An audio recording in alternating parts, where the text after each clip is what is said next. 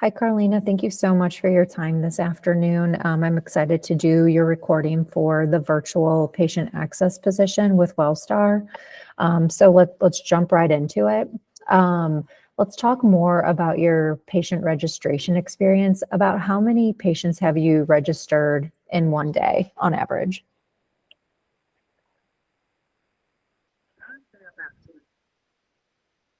You said about 20? Okay. Perfect. And then tell me about your experience with insurance verification and speaking to patients regarding their benefits and co-payments. So insurance verification, once I receive the visual card to verify that there is the patient insurance with their name on it, I make sure I have an ID so I can verify that the patient is who they say they are. And once I do that, I call the insurance company. I get eligibility, meaning the time the insurance will begin, the time the insurance will end. I ask for the deductible, the out of pocket, the co-insurance. If the patient would need a referral for any services that the patient will be needing at that time. And once all that is obtained, I calculate from the allowed amount to see if the patient will have a responsibility.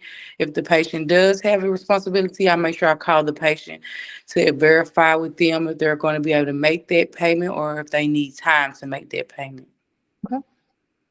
I like it. Thank you so much.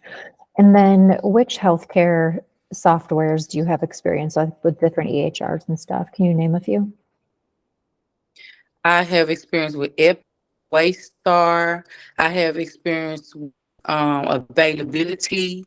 I have experience with RTAs. I have experience with Cigna website, with Blue Shield website. I have experience with Cohere, this Humana website. Well, and it's a few others, but that's just a few to Yeah, name. that's a good amount.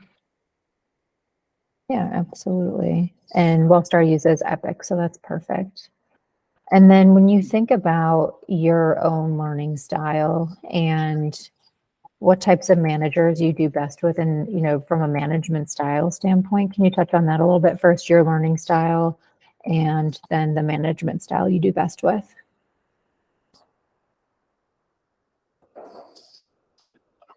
I like examples. I like visual because it shows me what I'm learning and it gives me an example of how I should go about doing it. And then from a management style, when you think about some of the leaders that you've done really well with, what management style is best for you? I like a man that gives me criticism, shows me what I need to work on and see what I'm doing best.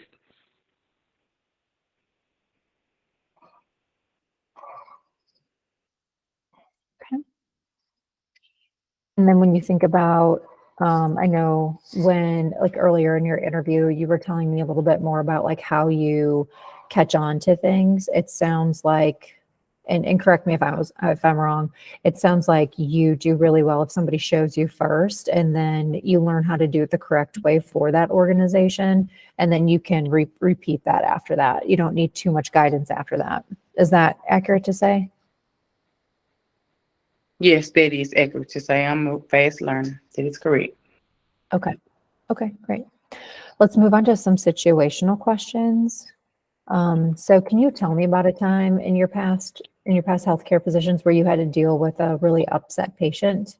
What was the situation? How did you handle it? You don't have to use names, but if you can think back to a specific situation, that'd be great. Okay. One situation was a patient could not schedule because her balance was over $200. And when a patient balance is over $200, they're not able to schedule an appointment.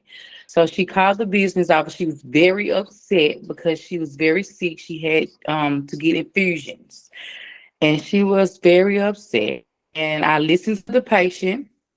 to make sure I understood what her needs was and why she was upset. And once I understood what her needs was, I went into the patient's chart. I did a little reviewing. I asked the patient questions. I asked the patient insurance she had at the time of their visit, and we verified the insurance. I told the patient no need to worry. I'm going to rectify the situation. I'm going to escalate this to my claims department. You will be able to schedule. The issue was that we did not have the correct insurance on the patient file.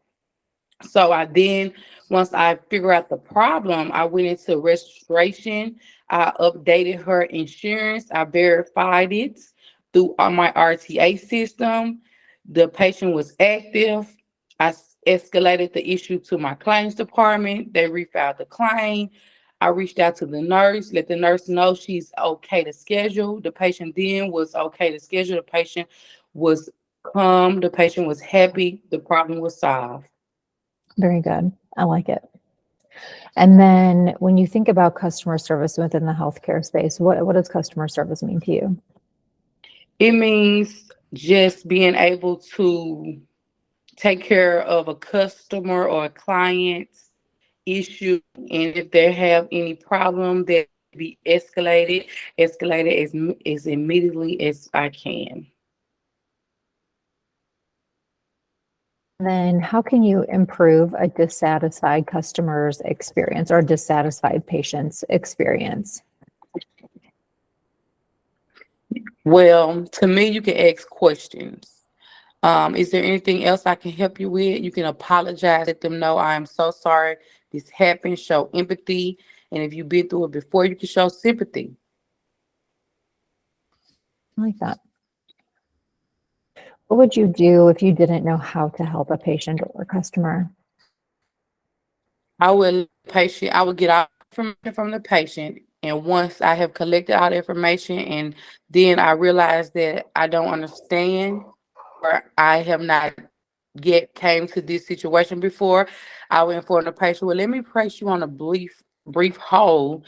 And once I place the patient on a brief hold, I then reach out to my management team via email, via phone, whatever is the way they would like for me to reach out to them. I will explain to them the situation, and I will then get feedback on what I should move forward doing. Okay, perfect. And then what skills should a great customer service representative have or great patient access representative?